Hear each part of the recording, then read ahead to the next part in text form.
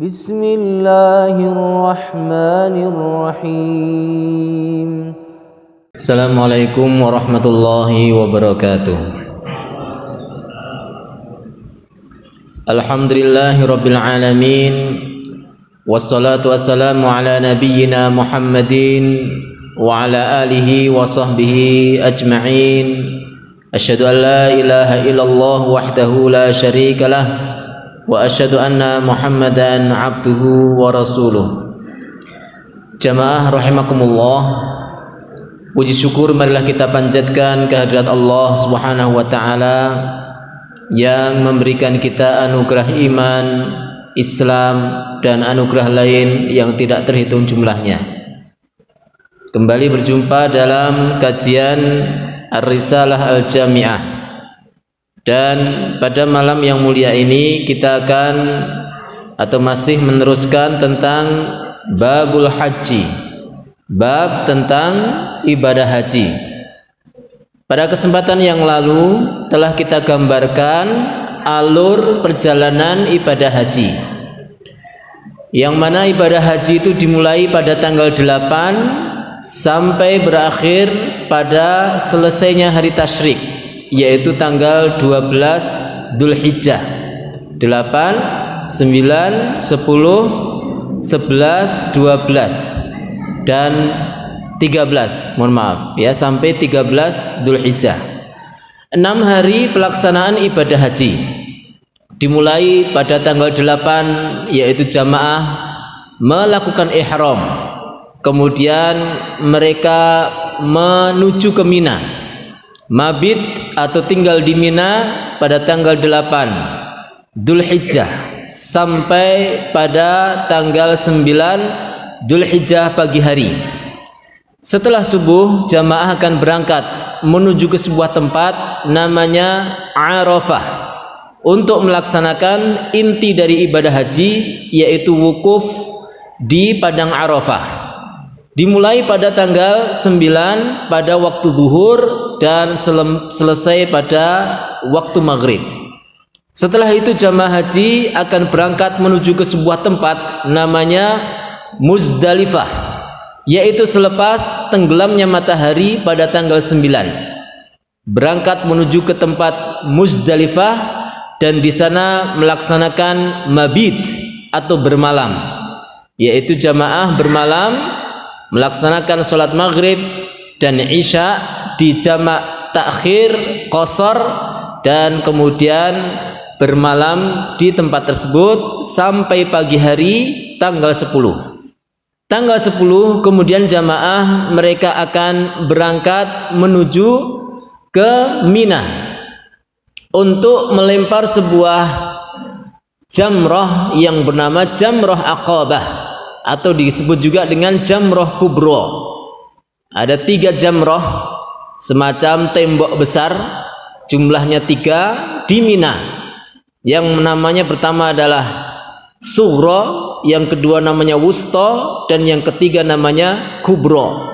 Dan yang Kubro inilah yang akan dilempar sebanyak 7 lemparan kerikil, ya, 7 lemparan kerikil kecil. Jamaah yang dirahmati Allah, kemudian setelah itu jamaah beranjak menuju ke Mekah untuk melaksanakan tawaf ifadah, yaitu memutari Ka'bah sebanyak 7 kali, dimulai dari pojok Hajar Aswad dan berakhir di pojok Hajar Aswad juga. Setelah itu jamaah akan melaksanakan sa'i dari Bukit Safa menuju ke Bukit Marwah sebanyak 7 kali dan berakhir di Bukit Marwah. Setelah itu jamaah akan tahallul, yaitu memotong rambutnya.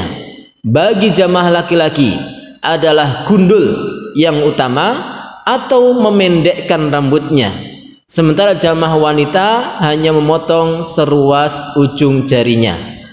Setelah itu jamaah haji akan beranjak kembali ke Mina untuk melaksanakan potong hadiyu atau hewan kurban khusus untuk haji. Nah, ini beda dengan hewan kurban ya. Hewan hadiyu jenisnya sama, yaitu bisa kambing, sapi atau unta. Sapi dan unta bisa untuk 7 orang. Setelah itu jamaah yang dirahmati Allah, jamaah akan melaksanakan mabit kembali pada tanggal 11, 12 dan 13 Dzulhijjah, di mana yaitu di Mina kembali. Setelah itu jamaah akan melaksanakan ibadah haji dan pulang ke hotelnya, dan kalau mau kembali ke kampung halamannya ada satu lagi ritual jamaah haji, yaitu melaksanakan tawaf wada tanpa melaksanakan sa'i. Ya, ini cuma saya ulang saja. Ya, kemarin sudah kita sampaikan. Kembali kita kepada kitab yang kita baca, Arkanul Haji, rukun-rukun haji. Jadi di dalam haji, ibadah haji, ada rukun, ada wajib, ada sunnah. Rukun itu kalau tidak dilakukan satu saja, maka ibadahnya tidak sah. Seperti di dalam sholat itu ada bacaan Al-Fatihah. Maka siapa yang tidak membaca Al-Fatihah, maka sholatnya batal. Sepanjang apapun sholatnya, sekhusyuk apapun sholatnya, kalau satu rukunnya tidak dilakukan, maka sholatnya tidak sah. Demikian juga di dalam haji. Kemudian yang kedua adalah wajib-wajib haji. Wajib haji adalah segala ritual yang harus dilakukan.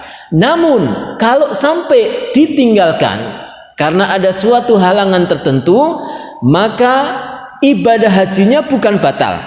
Ibadah hajinya sah, tapi dengan syarat jamaah tersebut membayar dam atau semacam hukuman begitu ya, yaitu diantaranya adalah menyembelih kambing, ya, 1 ekor kambing. Nanti kita sampaikan. Kemudian yang terakhir adalah sunnah haji. Sunnah haji ini jika ditinggalkan maka ibadah hajinya sah, tidak ada kurang sedikit pun, namun hanya terkurangi keutamaannya atau pahalanya. Jamaah yang dirahmati Allah, yang pertama, arkanul haji. Fal arkanu khamsatun. Rukun haji itu hanya ada 5. Yang pertama, ihram.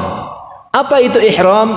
Wa huwa niyatud dukhuli fil haji awil umrati, yaitu niat masuk melakukan ibadah haji dan umrah. Jadi niat mau memulai ibadah haji atau ibadah umrah itu disebut sebagai ihram. Ya, mirip-mirip dengan niat kita ketika mau sholat. Cuma ihram ini ada syarat-syarat tertentu, ada tata cara tertentu, bahkan tempat tertentu. Ya. Jadi ihram itu semacam niatnya haji atau umrah begitu ya. Wa yustahabbu ay yaqula ma'a dzalika. Dalam mazhab Syafi'i disunahkan membaca nawaitul hajja awil umrata.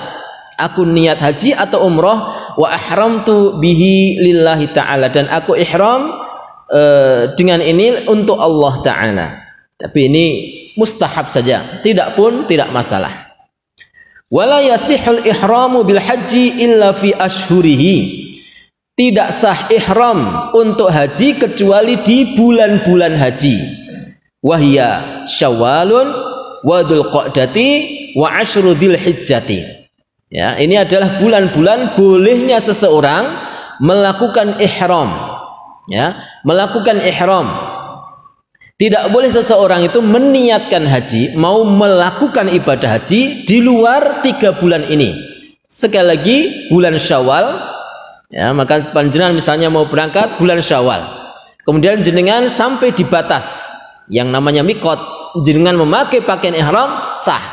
Jenengan langsung pergi ke Mekah, kemudian melakukan tawaf, kemudian sa'i, tahallul, kemudian menunggu pada tanggal 8 Dzulhijjah, itu sah ibadahnya. Tapi kalau jenengan sampai di Mekah, ya, sampai di Mekah, kemudian belum bulan Syawal, semisal bulan Ramadan. Dari bulan Ramadan, ya maaf ya tadi tidak tahallul ya, tawaf, sa'i dan tanpa tahallul nyambung sampai tanggal 8 Dzulhijjah. Semisal jenengan bulan Ramadan, langsung ke sana untuk ihram haji. Jadi melakukan umrah kemudian nyambung ke ibadah haji, itu tidak sah karena belum masuk di bulan yang diizinkannya seseorang ihram haji. Semoga bisa dipahami. Jadi yang jelas haji itu hanya disyariatkan di bulan Syawal, Dzulqa'dah dan 10 Dzulhijjah. Di luar itu seseorang tidak bisa berihram. Wa akhiruha, dan paling telatnya seseorang mau niat melakukan ibadah haji, paling telatnya adalah tulu'u fajri lailatin nahri, yaitu subuhnya pagi hari raya Idul Adha. Itu udah paling telat. Semisal ada seseorang terbang ke sana, kemudian ternyata pesawatnya tertunda penerbangannya, kemudian ternyata sampai di Saudi atau sampai di Mekah itu pada tanggal 10 Dzulhijjah ba'da subuh, maka seseorang ini sudah tidak bisa berihram untuk menunaikan ibadah haji karena sudah telat. Paling telat adalah waktu subuh, yaitu pagi hari raya Idul Adha. Wa baqil arkan, saya sampaikan agak sedikit panjang, saya sampaikan sedikit singkat dan cepat karena kemarin sudah kita jelaskan alurnya. Yang telat tidak melihat bisa lihat di YouTube atau di Facebooknya Jamasba, gitu ya.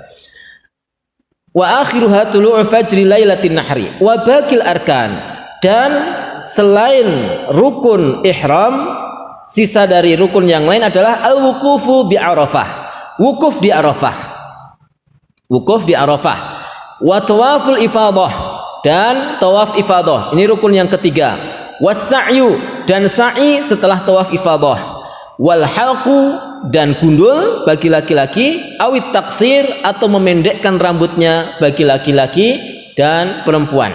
Jadi ini 5 rukun haji yang harus jenengan lakukan kalau jenengan sudah sampai ke sana. Pertama ihram, kemudian yang kedua adalah wukuf di Arafah, yang ketiga tawaf ifadah, yang keempat adalah sa'i, dan yang terakhir yang disebut sebagai tahallul.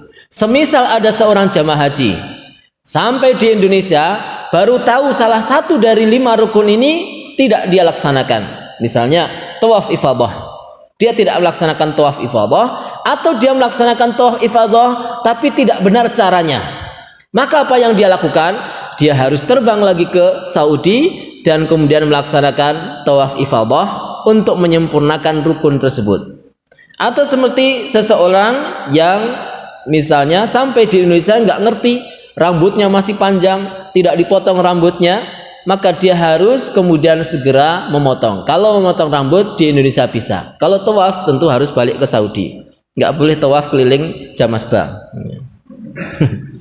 Arkanul umrati, kemudian rukun umrah. Wa arkanul umrati hiya arkanul haji, rukunnya umrah itu adalah sama dengan rukunnya haji, illal wukuf falaisa minha, kecuali wukuf saja, kecuali wukuf saja. Jadi berapa rukunnya umrah? 4. Rukunnya umrah 4. Ihram, kemudian yang kedua tawaf, yang ketiga sa'i, ihram, kemudian tawaf, kemudian sa'i, kemudian tahallul atau potong rambut. Ya, 4 ya. Ihram, tawaf, sa'i, dan tahallul. Kemudian jemaah yang dirahmati Allah, karena tawaf karena nyun sewu, wukuf Arafah itu adalah kekhususan haji saja. Wa yajibu lit-tawaf, wajib ketika tawaf satrul aurati. Ketika tawaf ada beberapa kewajiban. Yang pertama adalah menutup aurat, seperti ketika salat. Sekali lagi saya sampaikan, makna tawaf, makna aurat di dalam salat atau di dalam tawaf itu adalah segala sesuatu yang wajib ditutup. Itu namanya makna dari aurat. Nah, jadi misalnya ada seseorang yang tawaf, maka dia pakaiannya, ya pakaiannya ini tawaf biasa, bukan tawaf ifadah. Kalau tawaf ifadah maka dia memakai pakaian ihram. Kalau di luar tawaf ifadah, tawaf sunnah dan sebagainya, maka dia kewajibannya adalah menutup auratnya. Apa yang harus ditutup bagi laki-laki adalah di atas pusar sampai lutut, bagi perempuan adalah seluruh tubuhnya kecuali wajah dan telapak tangan. Wat taharatu minal hadatsaini wa minan najasati, dan harus suci dari dua hadas dan dari segala najis. Ya, jadi ketika tawaf itu harus dalam keadaan terjaga wudunya. Semisal ada seseorang tawaf 1 kali putaran kemudian ternyata batal, maka dia harus segera berwudu, kemudian dia melanjutkan putaran berikutnya, tidak harus mengulang dari awal.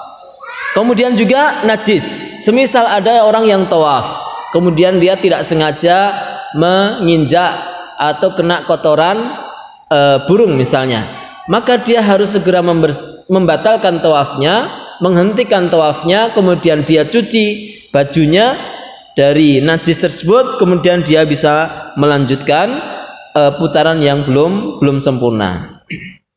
Jamaah yang dirahmati Allah Subhanahu wa taala. Kemudian wa ayyakuna sab'at tawfatin, ya, hendaknya tawaf itu 7 kali putaran fil masjidi, di Ka'bah, ya, di Masjidil Haram, wal baitu an yasarihi, dan Ka'bah di arah kirinya, wa huwa kharijun anhu, dan tawafnya harus di luar Ka'bah. Saya semisalkan Ka'bah itu ada 2 sisi. Ka'bah ada 2 sisi. Sisi yang sini namanya tembok Yamani, sisi Yamani. Kemudian tembok sana itu namanya sisi tembok Syami. Kenapa tembok sini dinamakan sisi Yamani? Karena mengarah ke negara Yaman.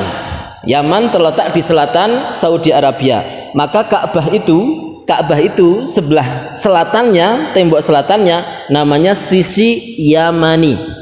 Bagaimana mulianya negara Yaman, dari nama Ka'bahnya sendiri sudah seperti itu. Itu artinya ada sesuatu di negara Yaman. Kemudian yang kedua Syami, ya, tembok Syami yaitu yang mengarah ke Syam, Palestina, Lebanon, kemudian Suriah, itu Syam. Baik Bapak Ibu, tembok atau sisi Ka'bah sebelah ini ada 2 pojok. Pojok ini namanya pojok Hajar Aswad. Kenapa dinamakan pojok Hajar Aswad? Karena disitulah ada Hajar Aswad. Kemudian pojok ini tetap namanya pojok Yamani atau disebut juga dengan rukun Yamani. Bapak Ibu rahimakumullah, tawaf itu dimulai dari pojok Hajar Aswad. Pojok Hajar Aswad, jenengan sudah dalam keadaan wudu, ya, jenengan sudah bersih dari hadas besar ataupun kecil, memulai dari pojok Hajar Aswad tawafnya. Kemudian mengelilingi Ka'bah. Mengelilingi Ka'bah sampai 7 putaran. 7 putaran, 1 sampai sini pojok Yamani. Sampai pojok Yamani jenengan membaca Rabbana atina fid dunya hasanah wa fil akhirati hasanah wa qina adzabannar sampai pojok Hajar Aswad. Ini hitungannya 1 putaran. Berulang seperti ini sampai 7 putaran, berakhir di Hajar Aswad kembali. Inilah yang namanya tawaf. Sekali lagi, tawaf harus dalam keadaan suci, tidak boleh kena hadas, tidak boleh kena najis. Dalam perjalanan tawaf, kalau jenengan batal atau jenengan kena najis, maka dibersihkan dan kemudian melanjutkan putaran berikutnya. Dan kalau mau memakai madhab Syafi'i, kalau bersentuhan dengan lawan jenis harus berwudu kembali, ya. Monggo silahkan mau pakai madhab apa, ya. Nah, artinya apa? Kalau mau hati-hati ya jangan sampai bersentuhan dengan lawan jenis. Makanya Bapak Ibu, kalau jenengan umroh atau haji, ketika tawaf ora digandeng karo bojone, ya ora sah nesu. Ya, mungkin suaminya jenengan bermadhab Syafi'i. Ngoten nggih Bapak Ibu. Ya, ini karena apa? Batal. Ya. Bapak Ibu rahimakumullah, kemudian wajibu ayyakuna sa'yu, dan hendaknya sa'i itu sab'an, juga 7 kali. Wa ba'da tawafin. Ini syarat sa'i, ya. Syarat sa'i itu 7 kali. Wa ba'da tawafin, dan dilakukan, oh maaf ya tadi ya. Tawaf itu Ka'bah harus di sebelah kiri. Ya. Ka'bah itu harus di sebelah kiri yang tawaf. Sehingga posisinya adalah bertolak belakang dengan putaran jam. Kalau jam kan begini, ya. Kalau tawaf sebaliknya, sehingga pundak sebelah kiri itu di arah Ka'bah, ya, di arah Ka'bah seperti ini. Bagi orang yang tawaf, memutar seperti ini sambil melihat Ka'bah, maka tawafnya batal, tidak sah. Atau malah sebaliknya, ada orang tawaf, saya lihat orang tawaf begini, bawa HP, ya, dia pertama bismillah, ya Allahu akbar, subhanallah, alhamdulillah, selfie. Ya. Ini tidak sah. Kenapa? Karena ini punggung kanannya diarah ke Ka'bah. Nggak boleh balik seperti ini. Sampai pembimbing pun nggak boleh. Makanya pembimbing yang melakukan ini terus orang noleh jamaah ya apa-apa. Ya, noleh ya nggak apa-apa. Tapi yang penting ini pundak sebelah kiri harus mengarah ke Ka'bah. Bapak Ibu rahimakumullah, setelah tawaf adalah sa'i. Sa'i sebanyak 7 kali dari Bukit Sofa ke Bukit Marwah. Jaraknya tidak jauh dari Ka'bah. Jamaah masih di dalam ruangan Masjidil Haram.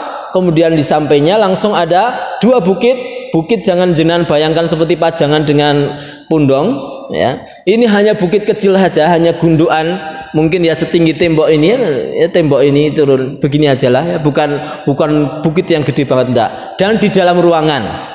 Kadang-kala ya suka ketawa juga, ada beberapa KPIH latihan sa'i di padang pasir, di Parangtritis. Padahal di sana nggak ketemu Parangtritis, nggak ketemu pasir, ya. Artinya ya kalau mau latihan sa'i ya di dalam ruangan saja tidak masalah, karena di sana prakteknya di dalam ruangan. Dari Sofa ke Marwah sebanyak 7 kali. Diawali dari Bukit Sofa, berjalan menuju ke Marwah 1. Dari Marwah balik lagi ke Sofa 2, 3, 4, 5, 6, 7, selesai di Bukit Marwah. Ini pelaksanaan sa'i. Kemudian syarat yang kedua, sa'i itu hendaknya dilakukan setelah tawaf. Ya, jadi tidak boleh melaksanakan sa'i dulu karena mungkin dekat pintu masuk. Ya, sa'i itu kan dekat pintu masuk dari arah Istana Raja itu. Nah, tidak boleh, harus tawaf dulu baru balik ke tempat sa'i. Wa ayyabda'a bis Sofa, dan hendaknya mulai dari Bukit Sofa. Sudah ada tulisan Safa besar sekali, maka jamaah harus mulai dari Bukit Sofa. Andaikan masuknya dari Bukit Marwah, jangan dihitung dulu. Jalan dulu ke Sofa, baru niat di Sofa untuk memulai sa'i, berjalan ke Bukit Marwah, dan yang dari Marwah ke Sofa pertama tadi tidak dihitung. Wa yakhtima bil marwati, dan diselesaikan atau ditutup di Bukit Marwah. Nah, perbedaan sa'i dengan tawaf. Kalau sa'i tidak harus dalam keadaan wudu, sementara tawaf harus dalam keadaan suci atau wudu. Wajibatul haji, yang kedua setelah rukun haji adalah wajib-wajibnya haji. Wajibatul haji al-ihramu minal miqat. Wajibnya haji adalah ihram di miqat. Ihram itu sendiri rukun, tapi ihram di miqat itu wajib. Apa bedanya? Saya gambarkan seperti jenengan takbiratul ihram itu rukun solat, membaca Allahu Akbar itu rukun, tapi mengangkat tangan itu bukan rukun. Ini gambaran sedikit aja. Demikian juga ihram, ya, ihram dengan membaca labbaika Allahumma hajjan atau labbaika Allahumma umratan itu rukun, tapi ihram di tempat namanya miqat itu wajibnya haji. Gambarannya seperti apa? Kalau ada seseorang datang, miqat itu apa, saya terangkan. Miqat itu adalah batas-batas tanah haram, batas-batas tanah haram. Jadi di sana itu ada Ka'bah, ya, ini Ka'bah, kemudian ini Hijr Ismail, kemudian ini Masjidil Haram, kemudian ini Bukit Sofa. Yes, gambarannya gini aja ya. Ini komplek Masjidil Haram. Di dalamnya ada Ka'bah, kemudian di sekitarnya adalah Masjidil Haram, kemudian ada Bukit Sofa dan Bukit Marwah. Lebih luas dari ini namanya tanah haram. Tanah haram, ya, tanah yang suci, artinya haram itu ya suci, ya. Kemudian Lebih luas dari ini lagi namanya kota Mekah. Kota Mekah ya, lebih luas lagi. Lebih luas lagi Saudi Arabia. Nah, seperti itulah gambarannya. Nah, ketika mau memasuki tanah yang haram, di mana kenapa disebut sebagai tanah haram? Karena ada larangan-larangan yang kuat di sini. Salah satunya tidak boleh berburu. Hewan yang di sini, yang hewan-hewan liar nggak boleh ditangkap. Ada burung-burung merpati, ada apa di dalam tanah haram ini tidak boleh berburu. Makanya disebut sebagai tanah haram. Yang kedua, tidak boleh dimasuki oleh orang-orang kafir. Di sini semuanya orang-orang Muslim semuanya. Ini diantara. Kemudian yang ketiga, tidak boleh mematahkan, mengambil daun, merusak pohon-pohon yang ada di dalam ini.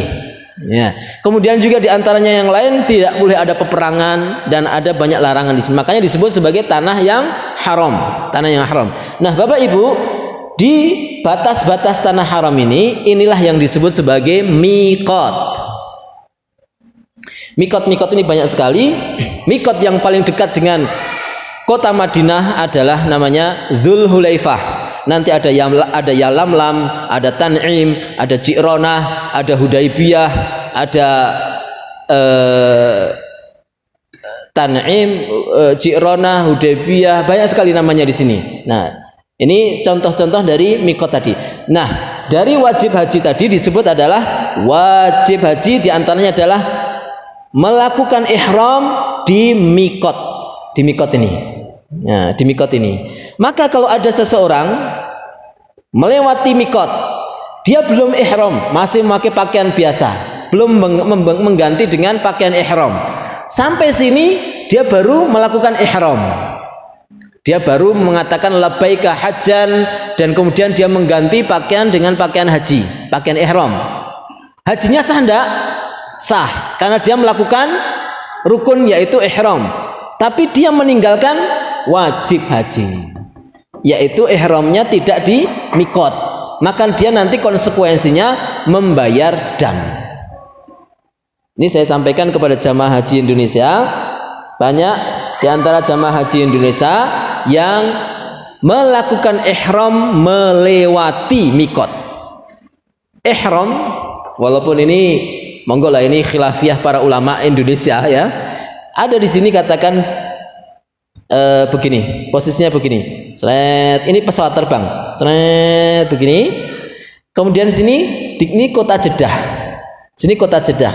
Nah, seharusnya aturannya kalau niat dari rumah mau melakukan ibadah haji, maka kalau sudah melewati tempat mikot, meskipun di udara, apa yang harusnya dilakukan jamaah haji? Harus melakukan ihram ketika tepat sampai di atas mikot. Tapi banyak jamaah haji Indonesia, ya ini karena memang ada fatwa ulama yang seperti itu, mereka tidak berihram di sini. Mereka terus sampai pesawat mendarat, baru di Jeddah mereka melakukan ihram. Padahal Jeddah bukan mikot. Jeddah bukan tempat melakukan ihram. Maka kalau ada jenengan dulu ya, nyun sewu, kalau ada yang haji seperti ini, ihramnya di Jeddah, maka jenengan lebih baik bayar dam. Wedhus siji ora larang ya. Titipkan mahasiswa yang ada di sana. Ya, ini karena apa? Kejadian banyak sekali di jamaah Indonesia. Seharusnya apa? Di dalam pesawat jamaah haji sudah melakukan ihram dan mengganti pakaiannya dengan pakaian ihram. Lebih mudah lagi sebelum terbang itu udah pakai pakaian ihram, tapi belum melafadzkan niat dan sudah sampai di atas mikot ya, mikot namanya Yalamlam ya, ini baru meniatkan ihram. Bapak Ibu rahimakumullah. Kemudian al-mabitu bi Muzdalifata lailatan nahri. Wajib haji yang berikutnya adalah mabit di Muzdalifah pada malam kurban. Itu hukumnya wajib tapi bukan rukun. Jadi kalau ada seseorang dari tanggal 9 tadi wukuf di Arafah, kemudian langsung ke Mina, langsung melempar jamarat tanpa mabit di Muzdalifah, maka hajinya sah. Cuma dia kena denda, yaitu seekor kambing, karena dia melewatkan wajib haji, yaitu bermalam di Muzdalifah. bermalam di Musdalifah. Alasan apapun, meskipun sakit atau lupa atau tersasar atau sopirnya nggak ngerti Musdalifah, tahu-tahu sampai Mina, ya, atau mobilnya rusak di jalan, banyak kejadian Bapak Ibu. Jadi ono tuh saat ada banyak itu, ya, karena ada tadi orang sakit, mobilnya kesasar. Saya pernah itu 2008 itu kesasar Pak, benar-benar kesasar. 2002 haji pertama 2002 jamaah dibimbing oleh mahasiswa sing urung tahu haji. Siapa? Saya itulah. Dan kebetulan sopirnya pertama kali ke Saudi, wes pokoknya pahit itu. Ya, jadi yang bimbing baru pertama kali haji, sopirnya yang nyopir itu baru pertama saat itu datang di Saudi, orang Pakistan kalau nggak salah, bahasa Arab nggak bisa, ya, jalan nggak ngerti, pembimbingnya yolah kayak pisan rono. Wah, itu rame itu. Akhirnya sampai malam bingung. Ya alhamdulillah sampai Musdalifah, itu tak syukuri tenan itu. Dengan seperti perasaan seperti mlebu surga itu. Iya, karena saking bingung di jalan, mau tanya gimana, nggak ada HP Pak zaman itu. 2002 belum ada HP. Sebagai gimana caranya sampai, alhamdulillah sampai. Bapak Ibu rahimakumullah, kemudian mabit di Musdalifah. Kalau sampai terlewatkan maka harus membayar dam. Wal mabitu layaliyat tasyrik di Mina. Dan mabit atau bermalam di malam-malam hari tasyrik di Mina. Nah, tadi kan tanggal 11, 12, 13 itu malam harinya harus tidur di tenda, yaitu di Mina. Barang siapa yang tidak melakukannya, maka dia kena dam. Apakah mungkin? Mungkin Pak, saya pernah hampir, tapi alhamdulillah enggak. Jadi pada tanggal 10 Dzulhijjah ada jamaah saya harus cuci darah. Saya mau nggak mau keluar dari Mina, ngantar beliau jalan kaki Pak. Wah, sudah nggak terkira itu jauhnya luar biasa. Nggawa wong loro harus cuci darah, bayangkan Pak. Itu sing jantungan kabeh itu. Sing loro ya jantungan, itu saya itu.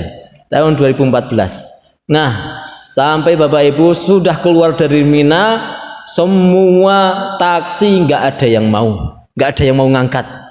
Tolong taksi ke rumah sakit. Kamu mau bayar berapapun saya nggak mau, kata sopirnya. Kamu mau bayar saya berapapun, ini adalah hari bahagia kami, ngapain kami ngantar ke rumah sakit. Sampai seperti itu orang-orang Saudi. Allahu Akbar. Itu tanggal 10. Akhirnya apa yang terjadi, jalan pokoknya semampunya kami. Akhirnya sampailah ketemu ada orang yang dorong kursi roda.